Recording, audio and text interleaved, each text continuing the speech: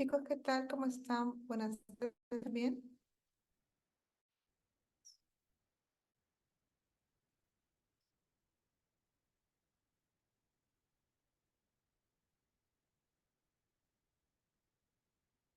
Buenas tardes, doctora. ¿Qué tal? Vamos a hablar ahora sobre hipertensión y riñón. Es el tema de hoy día. Me dicen si se puede ver bien las Sí, doctora, se puede ver bien. diapositivas. Sí, Sí, doctora. ya. Entonces vamos a comenzar. Voy a exponer hoy día hipertensión arterial y riñón. Son dos temas que van muy de la mano. La hipertensión arterial tiene que ver mucho con la enfermedad renal. Y también la enfermedad renal puede empeorar un cuadro de hipertensión arterial, están bastante relacionados, entonces vamos a comentar un poco, ¿no? Primero vamos a empezar hablando un poco sobre hipertensión arterial. La elevación de la presión arterial desde niveles óptimos va a ser un principio de riesgo cardiovascular y de muerte de realidad en el mundo. Entonces, la hipertensión elevada de forma mantenida. En las guías de trabajo médica, en una publicación del 2020 definen como hipertensión arterial una presión por encima de 140 con 90 milímetros. La guía europea de 2023 también define la hipertensión arterial con SRAS mayor o igual a 140 milímetros de mercurio. Guía previa de la Asociación Americana de Hipertensión, que en el año 2017 umbral para definir hipertensión encima de 130,80, mayor o igual a 130,80. Sin embargo, ya las guías más actuales han considerado el umbral que se tenía con el séptimo reporte, el umbral anterior de 140,90, ¿no? Pero bueno, lo importante es que ambas guías recomiendan controlar la presión arterial de manera también ambulatoria, no solo basarse en la presión arterial tomada en consulta externa, el fenómeno de la bata blanca, entonces es importante ahí la preambulatoria para confirmar el diagnóstico de la presión arterial. Entonces, una comparación que se hizo aquí, de la guía americana, que era la 7 y la guía europea del 2023, era el punto de corte, ¿no? Esta guía del 2017 consideraba 130/80 mayor o igual como valor de hipertensión, mientras que la guía europea, y realmente lo que ahora se maneja más, mayor o igual a 140,90, ¿no? Y tenían como rangos, según la guía europea, óptima debajo de 120,80, normal de 120 a 129 la sistólica, 80 a 84 la diastólica y normal alta de 100 a 139 la sistólica y 85 a 89 la diastólica, ¿no? Definía como hipertensión europea grado 1, grado 2 y grado 3. El grado 1, la sistólica de 159, 2 de 160 a 179 y grado 3, una presión arterial bastante elevada, igual a 180 con 110. La guía europea simplemente, perdón, la guía americana simplemente consideraba estadio 1 como la prehipertensión en la otra guía y el estadio 2 mayor o igual a 140,90.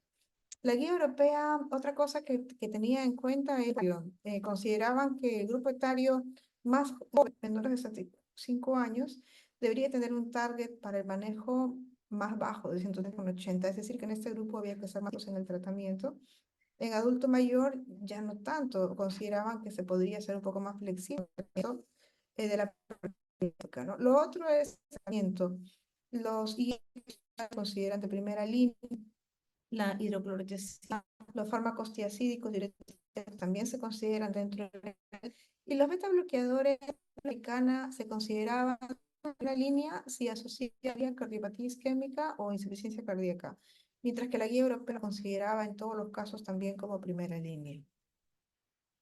Entonces aquí, importante, ambas guías recomiendan el control de presión arterial, también ambulatorio, y evaluar otros cardiovascular como la obesidad, el sedentarismo, la dislipidemia, las hábitos estables, las intervenciones sobre cambio de estilo de vida que implican dieta, implican el consumo de sal, que riesgo, y bueno, un tratamiento que mantenga un target óptimo de presión.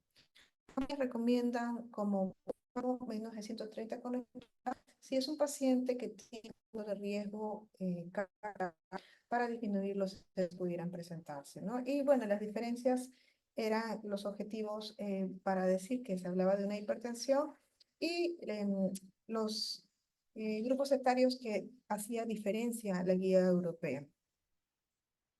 Entonces, la hipertensión arterial, el 90% de los casos va a ser primaria o esencial. Es decir, que la hipertensión va a venir, digamos que por una causa, no una sola causa, sino va a ser multifactorial, con una base poligénica. Muchas veces influye un poco la herencia de los padres, de la familia que sea hipertensa, pero no es que sea un gen, son múltiples genes, combinaciones genéticas y factores ambientales que van a desarrollar que esta persona pueda desarrollar luego la hipertensión. El riesgo tiene que ver con los hábitos de vida, el sedentarismo, consumo de sal, dieta pobre en potasio y la ingesta excesiva. La hipertensión secundaria estará presente en un de los pacientes. Causas frecuentes de hipertensión secundaria tenemos a la enfermedad renal, que es cuando hay alteraciones de la renal, el hipercolesterolismo primario, es decir, las causas endocrinas, el síndrome de apnea del sueño, la hipertensión y con drogas. Raras tenemos ahí citoma, síndrome de Cushing, problemas de tiroides, hiperpara, cuarta o algunos síndromes de suprarrenal. Entonces, nosotros podríamos considerar sospecha de una arterial secundaria. Por ejemplo, podríamos pensarlo en un paciente que cursa con hipertensión y es muy joven, antes de la pubertad. En esta paciente hay que descartar una causa secundaria. Luego, una edad de encima de los 30 años, pero no tenga obesidad. Familiares hipertensos, factores de riesgo cardiovascular, no es diabético, no tiene otra, no es obeso. ¿Y qué otra cosa podría estar la hipertensión? Al comienzo de menos de 40 años se comporte como hipertensión más agresiva, grado 2 o grado 3, es decir, una presión por encima de 160 de sistólica o de 100 de diastólica, ¿no? O sea que se comporte un poco agresivo. Lo otro es que ya comience muy atrás en la vida, por encima de los 65 años, o que curse con crisis hipertensiva con presión controlada previamente. Gente que estaba con presiones, te pueden decir, tomo los sartán una vez al día, con eso es suficiente, y de pronto una hipertensión empeorado, ¿no? Hay que algo se puede haber agregado. Luego la hipertensión, se considera hipertensión cuando uno da medicamentos, hasta 3 fármacos, que generalmente son de distintas familias, dosis adecuadas, siendo uno diurético, y que a pesar de eso la presión no logra controlarse, ¿no? Hay que descartar aquí que de repente la adherencia no haya sido adecuada, el fenómeno de la bata blanca, que es que cuando el paciente vaya al centro de salud esté con mucha ansiedad y que por eso se le suba la presión. Entonces, estas hay que descartarlas, pero si descartando esto, hay que ver la secundaria. Luego, la hipertensión acelerada o maligna. La hipertensión acelerada o maligna se comporta de manera muy agresiva, generalmente asociada a otra enfermedad. Por ejemplo, podría ser, por ejemplo, el síndrome de HELP, preeclampsia, que un síndrome tipo fosfolipídia podría, por ejemplo, ser asociado a... El caso es que es como una hipertensión agresiva que te causa daño a nivel de la retina, y uno puede ver ahí retinopatía hipertensiva. Entonces, hay compromiso de buscar una causa de fondo. Luego hay una lesión, podría haber una lesión drodiana que no sea proporcional al grado de hipertensión. Sospecha clínica de un síndrome de hipopnea-apnea del sueño. Luego que hubiera clínica de una enfermedad subyacente. Imagínense que está con hipertensión, pero tiene clínica de hipotiroidismo, clínica de hipertiroidismo, acromegalia, síndrome de Cushing, sobre todo las endocrinas que a veces tienen una fase característica o característica o cara luna llena, que nos hagan pensar en alguna patología de fondo endocrina, pues hay que descartarla. Que tenga medicamentos que podrían estar haciendo esta hipertensión arterial. Entonces, las causas más importantes de la hipertensión secundaria de origen renal, insuficiencia renal, la enfermedad renal parenquimatosa, También tendríamos a la nefritis primaria, es decir, algún problema renal, y bien a la hipertensión renal. La hipertensión renovascular ya luego la vamos a ver, pero es cuando está afectada arterial de la arteria y puede haber ahí una tema disminuyendo el flujo o puede haber lesiones en la arteria, como puede ser la displasia fibromuscular. Entonces, en ambos escenarios no hay una afección renal y o renovascular. Endocrinas como el hipertiroidismo primario, drogas, el síndrome hipopnea del sueño. Después, otras enfermedades endocrinas, feocromocitoma, Cushing, problemas de tiroides, hiperparacromegalia, coartación de la aorta. Entonces, todas estas causas hay que pensar más o menos según la clínica del paciente como probables causas secundarias de hipertensión arterial. Entonces, en lo que es el patrón de la enfermedad renovascular de tipo aterosclerótico, como yo les decía, ¿no? Cuando hay problema de estenosis arterial renal, generalmente va a tener dos causas. Uno, que sea por aterosclerosis, que es ese primer patrón, y el otro que sea por una fibrodisplasia. En el caso de que sea por aterosclerosis, que se produzca la estenosis de la arteria renal, que se le conoce como enfermedad renovascular, la prevalencia va a ser del 6 al 12%. Van a ser personas que generalmente van a tener otros factores de riesgo, obesos, dislipidémicos, y que ya tengan en otras partes, como por ejemplo, enfermedad o enfermedad arterial periférica. Y la clínica suele ser de una hipertensión resistente. Estos pacientes a veces desarrollan un edema agudo de pulmón. Lo otro es que, como afecta la circulación renal, puede haber un deterioro de la función renal. Y cuando uno da a estos pacientes un IECA y un grado 2, que se supone que uno lo da con el tratamiento, empeora la función renal, empeora la perfusión renal, entonces sube la creatinina. Y como mencionaba, tenía una aterosclerosis generalizada, o sea, órganos afectados por la aterosclerosis. Y el diagnóstico se puede con una ecodoppler, y si ya yo quiero hacer más fino en el diagnóstico, una angiografía o una angiotomografía. Y ya de manera invasiva, más avanzando en un procedimiento, sería la angiografía. Que permitiría pintar la y ver bien la circulación renal. Pero como es más invasivo, generalmente sería en el contexto de que esté pensando colocar un stent para poder mejorar la estenosis, ¿no? En este caso. El tratamiento son los antihipertensivos, evitar IECA o ARA2 para que no suba la creatinina, el control estricto de los factores de riesgo y considerar la vascularización en algunos casos. Estos pacientes, y con suele ser severa, hacen que no suele haber hipertrofia del ventrículo izquierdo, suele haber insuficiencia cardíaca asociada, disminución de la función sistólica diastólica y en general ningún incremento del riesgo y la mortalidad. La displasia fibromuscular, lo que ocurre aquí es que la arteria va a tener un daño. Entonces hay un daño a nivel de la arteria y se va de manera como si fuera, se menciona un rosario, algo así, en el sentido de que va a tener zona de dilatación. Es más prevalente en mujeres jóvenes, o sea, es un fenotipo diferente de presentación, que suelen tener afectación de arterias en otros lugares. Entonces suelen tener migraña, pueden tener tinnitus, pulsátil, la presión suele ser bastante alta, no es muy frecuente, ocurre en menos del 6% de pacientes. El diagnóstico con una ecodoppler renal y ya también angioresonancia, angiotomografía. Aquí se puede hacer una angioplastia, pero los stent ya hay que tener más cuidado que como la arteria tiene un daño, podría ser contraproducente. Y bueno, otro patrón que también se asocia a hipertensión secundaria es el hiperaldosteronismo, ¿no? Aquí podríamos tener una hiperplasia suprarrenal o un tumor de aldosterona. En este caso, la presión también generalmente 3, cursa con electrolíticas a la aldosterona. El hiperaldosteronismo lo que va a hacer es retener más sodio, la hipertensión va a empeorar y botar potasio, se va a eliminar potasio a nivel de túbulo distal y el paciente va a cursar con hipocalemia. Entonces, si es joven, está con hipertensión, ustedes le toman unos electrones, tiene hipocalemia, hay que pensar en un hiperaldosteronismo y ahora ponerse a buscar de dónde produciéndose más aldosterona. tumor, una hiperplasia.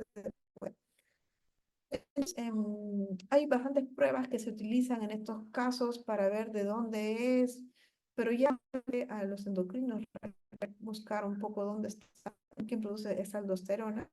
El tratamiento, si es que se hiperplasia, podría ser quirúrgico.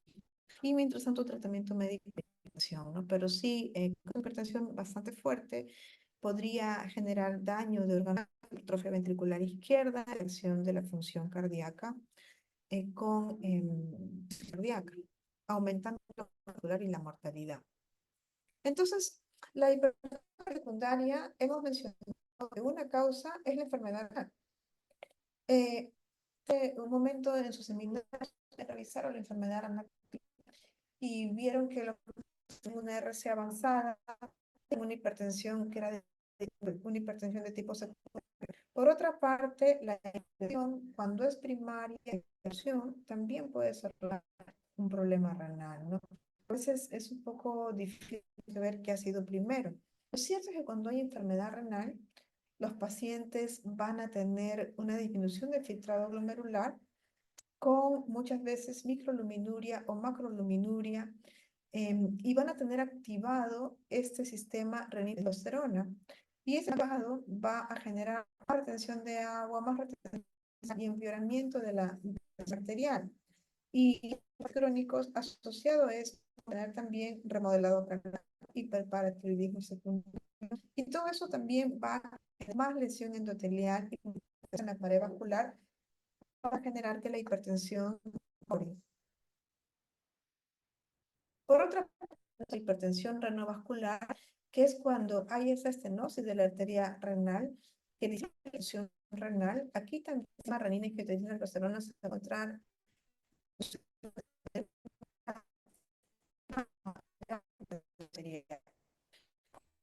un porcentaje de pacientes con hipertensión secundaria.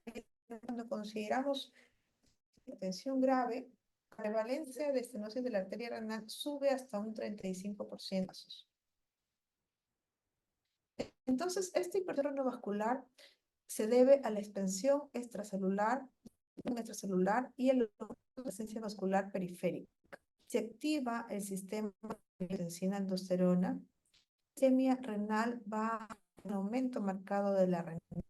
Entonces, muchas veces ya es muy crónico, aunque yo lo corrija y de repente coloque un stent y venza la estenosis, de repente ya la mejoría no va a ser tanta si es que esto ya es muy crónico.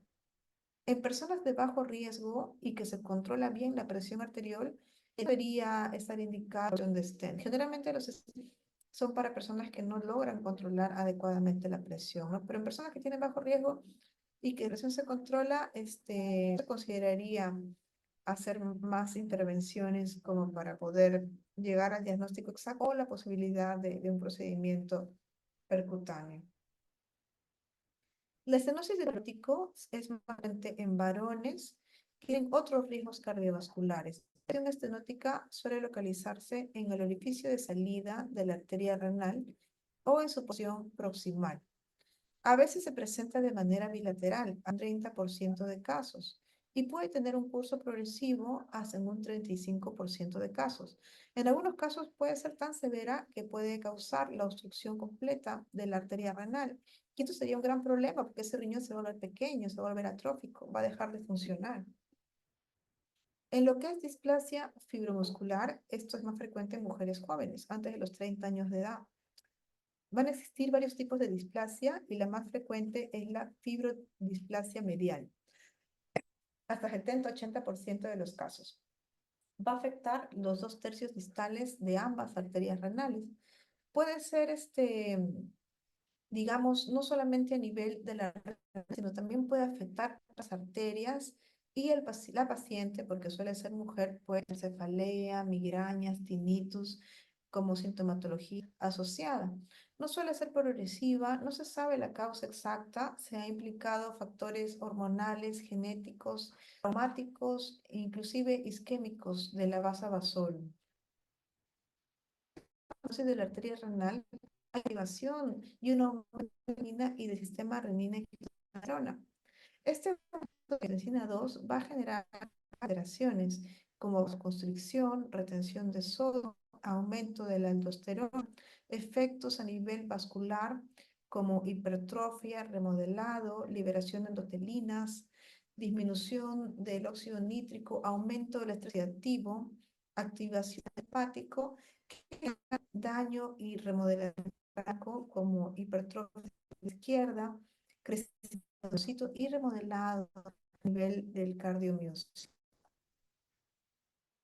Entonces, aquí lo que vamos a observar es un aumento de renina, un aumento de angiotensina 2 y un aumento de la retención de agua y sodio. ¿Cuándo yo debo sospechar que mi paciente puede tener una enfermedad renovascular? Generalmente, cuando el debut es precoz o tardío de la hipertensión, y pacientes que tienen hipertensión de grado 2 o 3, es decir, presiones que no se controlan bien por encima de 160 con 100. O lo otro es que haya un empeoramiento de la hipertensión en paciente que previamente tenía una presión controlada.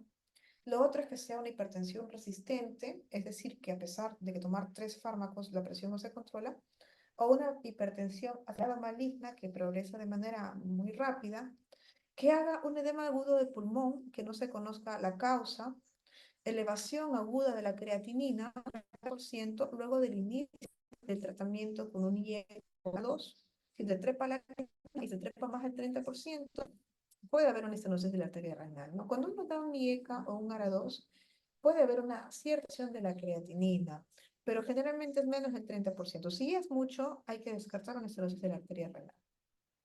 Lo otro es que haya una insuficiencia renal rápidamente progresiva que no se explique. Riñones asimétricos, ¿no? Si un riñón está muy chiquito, hay que pensar que de repente ahí hubo una estenosis de la arteria renal. Una diferencia de tamaño entre un riñón y otro de 1,5 centímetros. Lo otro es que haya una hipertensión y un riñón chico, o que haya renal, sobre todo para grado de hipertensión, o que haya una hipertensión y una hipocalemia que no se explique. Entonces, en estos casos, como mencionaba, hipertensión grado 2 o 3, deterioro brusco de la función, sobre todo luego del tratamiento con IGF-2, o personas que tienen aterosclerosis generalizada, pacientes con antecedentes, pacientes por encima de 30 años, pensar que también las arterias renales se han afectado. La asimetría renal o la presencia de edema agudo de pulmón en pacientes que aparentemente estaban controlados previamente. El diagnóstico, como método diagnóstico se podría medir la actividad de la renina plasmática. Sin embargo, esto no va a ser tan exacto porque de 50 a 80% de pacientes con hipertensión arteriovascular va a estar elevada, pero hay un porcentaje que no te eleva tanto. Y hay algunos pacientes que no tienen este cuadro que también podrían tener la renina un poco incrementada. Pues, no va a ser tan exacta como uno quisiera. Se requiere aparte suspender la medicación para que no se influya con este eje. Y ahora, como hay otras técnicas diagnósticas de imágenes, ya no se usa mucho en realidad, pero antes se usaba más actividad de la renina plasmática. El ecodoppler es que no va a ser, que en teoría se va a poder hacer con facilidad. Entonces puede ser más económica, más sensibilidad y expresión. Sin embargo, lo más es perder un poco de la experiencia y del equipo. Y si el paciente es obeso, a veces es difícil valorar. Entonces, la dificultad de la técnica, la ventaja de que no es invasiva. La angiotomografía y la resonancia no son invasivas de emplear. La desventaja sería el uso de contraste. Hemos comentado que los contrastes ayudados podrían causar nefrotoxicidad y el contraste con grado LINU podría estar contraindicado cuando hay renal porque podría desarrollarse una fibrosis sistémica nefrogénica, por lo que esa sería la limitante, el contraste. Y la arteriografía, eso sí, también usa contraste por función renal, pero la ventaja sería de que ya mismo se podría hacer el procedimiento. Yo hago la arteriografía y una estenosis, ahí mismo podría hacer la angioplastía, la colocación de stent y podría recuperar esa arteria renal. Entonces ahí lo bueno es que podría ser terapéutica. Lo malo es que, bueno, es excesiva, podría haber la creatinina y que también tiene sus, es más cara también. Aquí, por ejemplo, la arteria renal y es la displasia fibromuscular, que se menciona con cuentas de Rosario, visto en una angiografía. Entonces, el riesgo que tiene es que se puede disecar y puede hacer trombosis. Entonces, ese podría ser el riesgo en estos pacientitos. Aquí, por ejemplo, tenemos una estenosis bien marcada que se debe a una estenosis de la arteria renal por un ateroma. Y tenemos a esta arteria un tanto arrosariada por una displasia fibromuscular. La ecografía Doppler entonces es un examen que no va a ser invasivo, tiene una sensibilidad del 5% y una especificidad del 80%. El índice de resistencia podría estimar el beneficio de una intervención. Podría detectar una estenosis unilateral o bilateral y se emplea para también que sigue la evolución de pacientes que ya he tratado con colocación de stent, si son o podrían haberse tratado. La angioresonancia puede analizar bastante bien las arterias. Sin embargo, el problema es que está con una tasa de filtración menos de 3 dosis sistémica nefrogénica.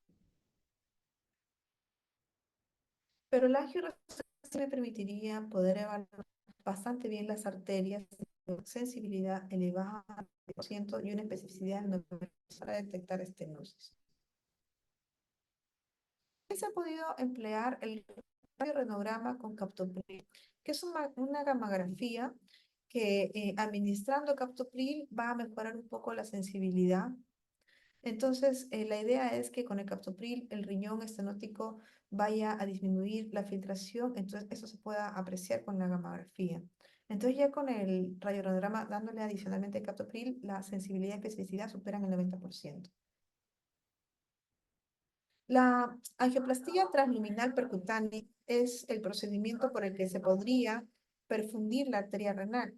Si tenemos la estenosis, podríamos mejorar ese vaso sanguíneo ampliándolo, dilatándolo y poniéndole un stent para que la perfusión mejorara, ¿no?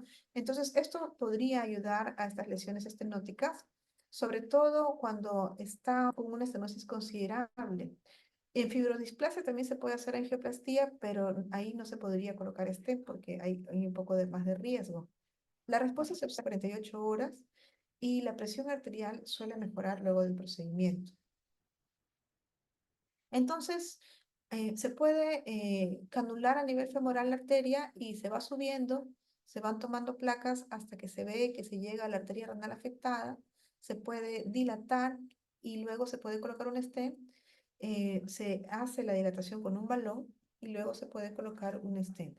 En el caso de que no se pueda hacer la angioplastía, la colocación de stent, la otra posibilidad es que sea quirúrgico.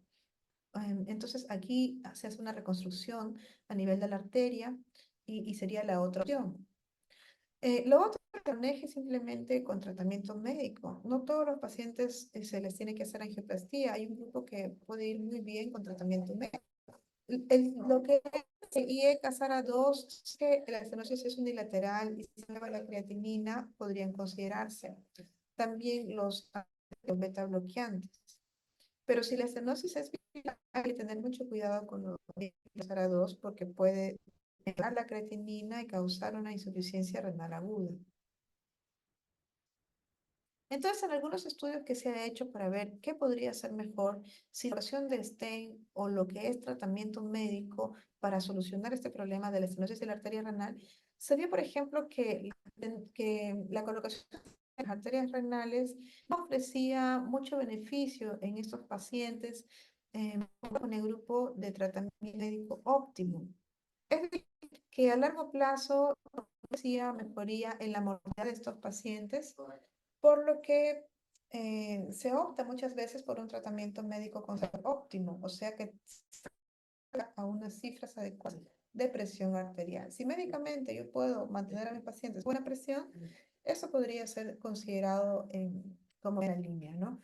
Y dejar el stent y la angioplastia para pacientes que de repente no se controlan adecuadamente con el tratamiento médico.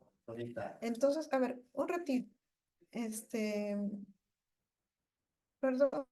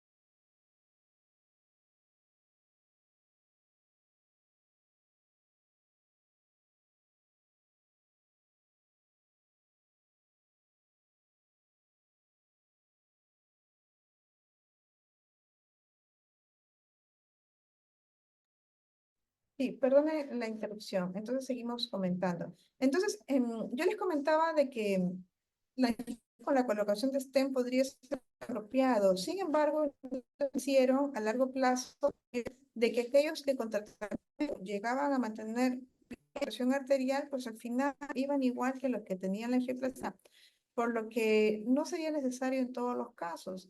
Ahora, ¿qué pacientes podrían mejorar con la angioplastia? ¿A quiénes se recuperar?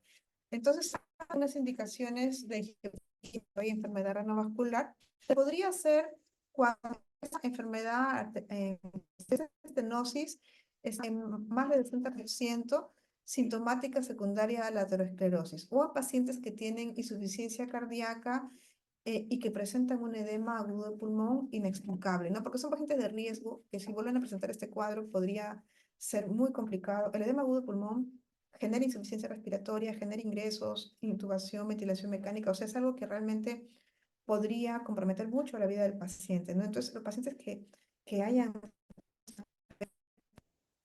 eh, plastías si es que es la arteria renal. Hay predictores de buena respuesta a la cirugía que se beneficiar bastante bien, si es que se hace, ¿no? Cuando hay anemia renal global, una disminución rápida de la función renal en los últimos 6 a 12 meses previos, que indicaría que la estenosis ha sido realmente aguda, una contracción progresiva del riñón afectado, un índice de resistencia más bajo y niveles más bajos de albuminuria. Entonces, estos podrían ser pacientes que tienen una buena respuesta a la angioplastía. Y los predictores de buena respuesta en el control de la hipertensión es que son los pacientes más jóvenes, que la estenosis es más grave, una perfusión renal conservada, la ausencia de diabetes o la ausencia de estenosis generalizada. Entonces, son pacientes que se podrían beneficiar de estos procedimientos. En cuanto a hipertensión, como mencionaba, la hipertensión primaria esencial, que es el 90% de los casos, si es muchos años, digamos, años, 20 años, y que no ha sido también controlada a nivel renal, puede producir un cuadro que se llama nefroangioplastia, que causa enfermedad renal y parálisis. Por otra parte, la enfermedad es una causa importante de hipertensión secundaria, ¿no? Es decir, que los pacientes, aunque no hayan sido hipertensos, una vez que tienen enfermedad, desarrollan hipertensión de difícil control. La hipertensión va en función de la ARC. Cuando ARC, los targets de tratamiento son más agresivos en cuanto a la hipertensión, porque esta hipertensión es más la enfermedad renal.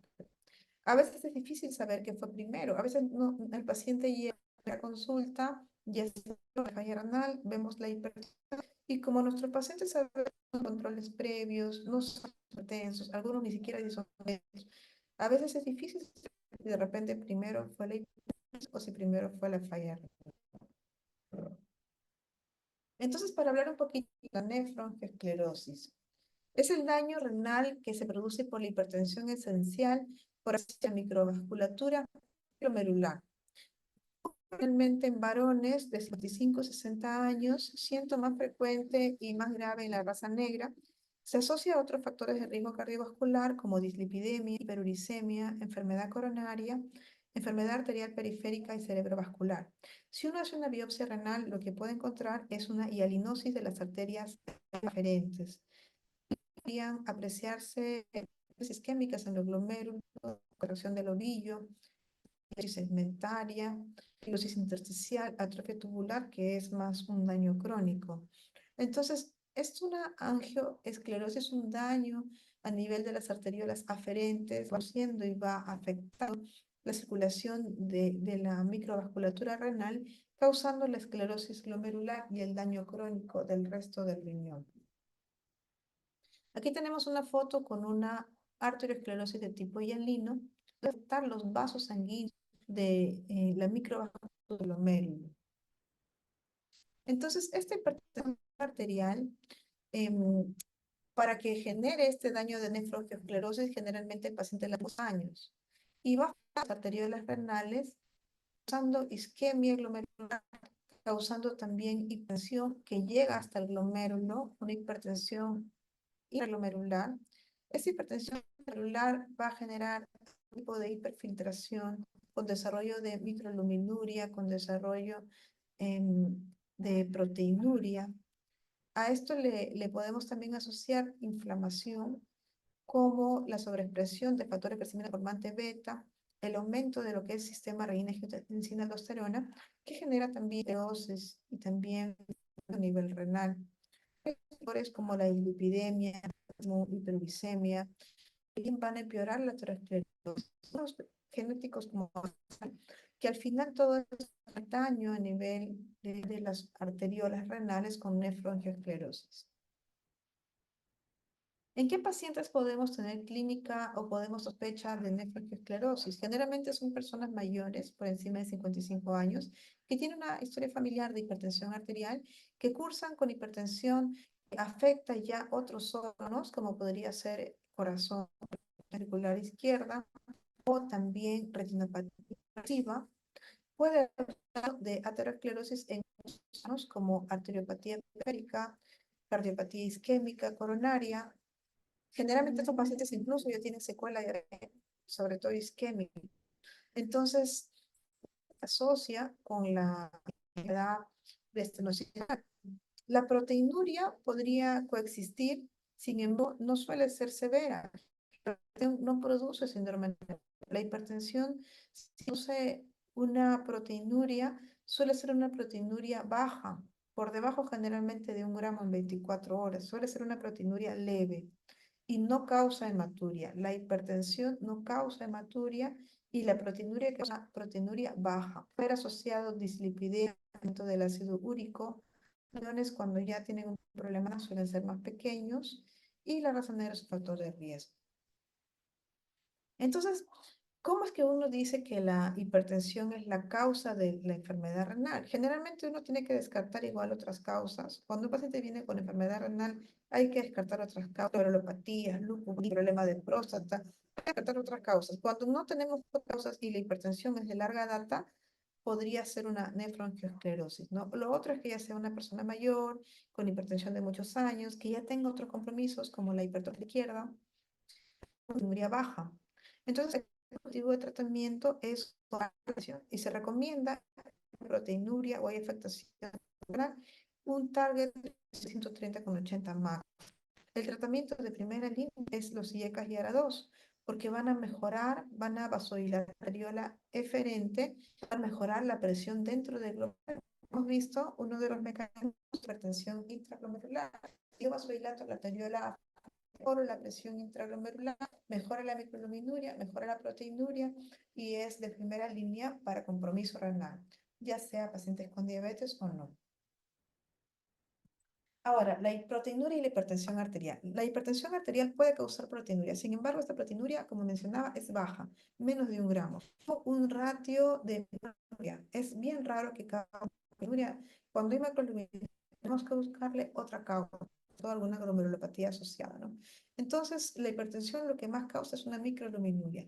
Y un factor de marcador de daño endotelial y de riesgo cardiovascular que debe ser considerado junto con la hipertensión. Cuando hay proteinuria más alta, descarten una glomerulopatía. Si hay hipertensión con hematuria, piensen en un síndrome nefrítico, piensen en otra cosa. Normalmente la hipertensión no causa hematuria. Ahora, la hipertensión puede empeorar la función renal, progresar la enfermedad renal crónica. Por eso es que cuando nosotros vemos un paciente con RC e hipertensión, tenemos que ser más agresivos en el manejo de la hipertensión, ¿no? Porque normalmente la hipertensión va a generar más esclerosis, más daño, más hiperfiltración y con la caída posterior de la tasa de filtración y el avance de la enfermedad renal crónica. Entonces es importante que se controle la hipertensión en nuestros pacientes. Entonces, la elevación de la presión arterial, ¿cómo es que puede empeorar la enfermedad? Bueno, esta hipertensión sistémica en el fondo puede llegar al glomérulo. Normalmente nosotros mantenemos una presión intraglomerular estable. a través de todos los sistemas que manejamos, por ejemplo, la vasodilatación de la arteria aferente con las prostaglandinas, la vasodilatación o la vasoconstricción de la arteriola eferente con el sistema renina angiotensina de aldosterona. Y normalmente nuestros mecanismos compensorios hace que la presión intraglomerular se mantenga estable en situaciones de hipertensión o presión. Tiene mecanismos que van a que la tasa de filtración glomerular de glomérulo se afecte a pesar de modificaciones que nos podemos tener en el día de la presión arterial, sea hipertensión, sea hipotensión. Pero cuando la hipertensión es muy alta y es persistentemente la tenemos alta, esta autorregulación renal se puede perder. Y la presión alta sistémica puede llegar hasta el glomérulo. Y es hipertensión glomerular. Y hemos visto que la hipertensión glomerular es un factor de fibrosis, es un factor de riesgo para microalbuminuria, para proteinuria. Entonces es ahí donde el daño ya empieza a progresar. ¿Ya? Pero normalmente la autorregulación debería cuidar al riñón, ¿no? Pero llega un momento que eso se llega a perder. En estas enfermedades donde estos fenómenos de regulación están alterados, la misma crónica, en la hipertensión y en la diabetes. Entonces aquí se pierden y la hipertensión sistémica a traspasar la hipertensión glomerular. Esto es albuminuria, proteinuria, ingresa la enfermedad renal.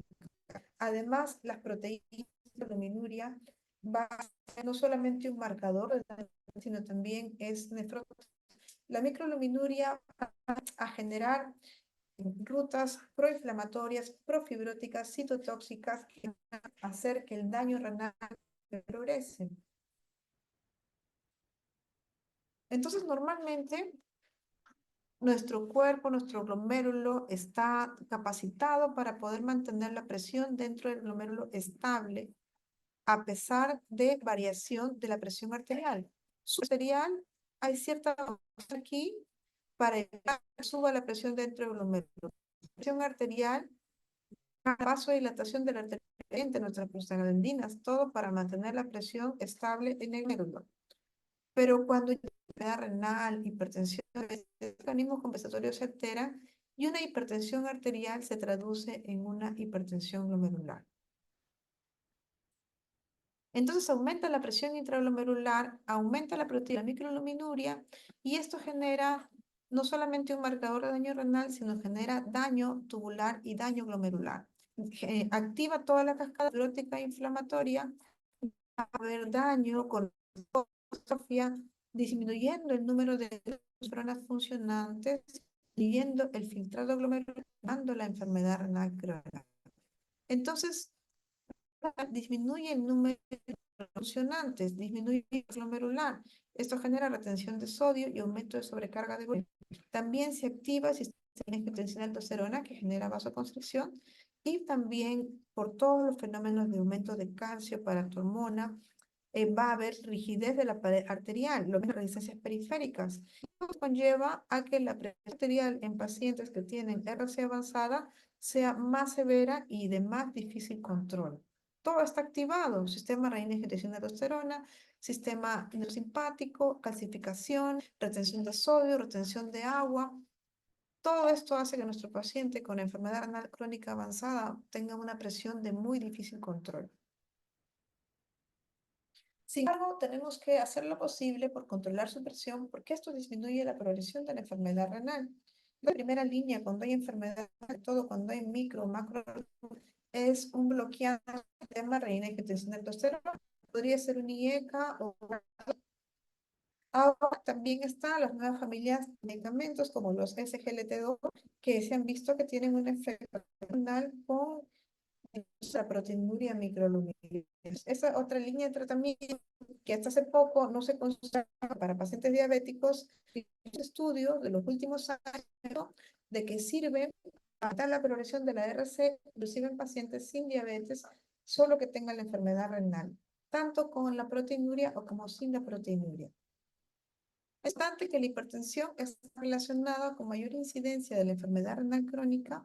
Mientras mayor sea la progresión de la enfermedad renal crónica, mayor incidencia de eventos vasculares en esta población. La hipertensión hace que la enfermedad crónica progrese por el nivel de la presión intraglomerular y reducción de la proteinuria.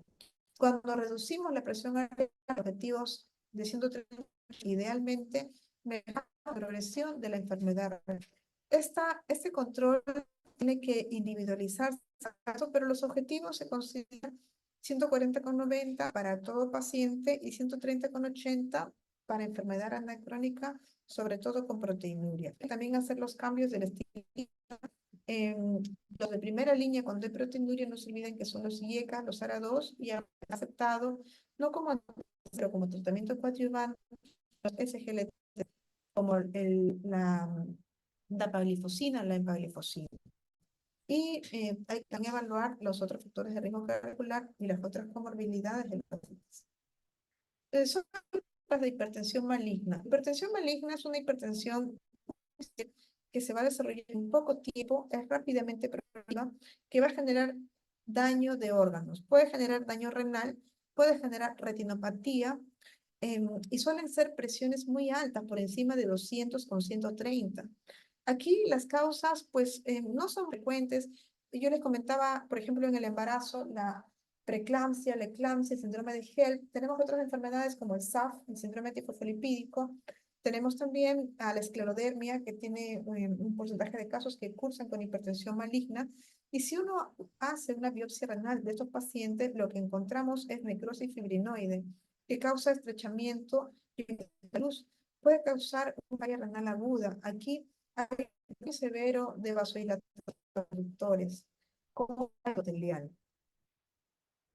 Entonces, solamente como en cuenta, porque esta hipertensión arterial maligna, como el objetivo, digamos, un órgano que frecuentemente se puede afectar el riñón, es importante verla, es rara. Generalmente la vemos en pacientes muy complicados porque es sistémica. Algunas que cursan con síndrome nefrítico generar esta hipertensión maligna, tanto primaria como secundaria, la esclerodermia, el SAF, que es el síndrome de microangiopatía trombótica. También algunas lógicas como el hiperaldosteronismo primario. Y bueno, no es, pero es interesante. Y bueno, eso quería, si tengan alguna pregunta.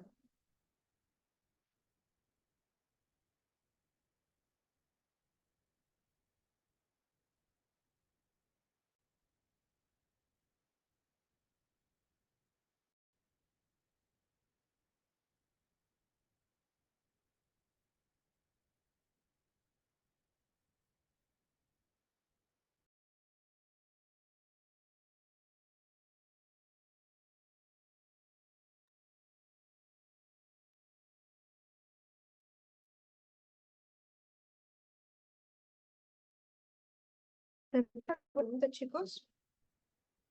Todo claro, doctor. Muchas gracias. Bueno, no sé, la hipertensión y el riñón están muchamente relacionados. Es muy interesante realmente los mecanismos de renal que hacen que la hipertensión de manera no afecte la tasa de filtración y los glomérulos. Pero como esto, cuando llega una enfermedad, se altera y suele progresar. Entonces aquí, si no actuamos, si no manejamos la hipertensión y bloqueamos ese sistema renal, la progresión es rápida, ¿no? Entonces ahí podemos venir para evitar esta progresión renal. Entonces es importante un diagnóstico lo más precoz posible y un tratamiento para evitar que estos pacientes puedan llegar hasta diálisis. Muy bien, chicos, si no hubiera más preguntas, eso sería todo. Muchas gracias, doctor. Gracias, doctora. Ustedes, gracias por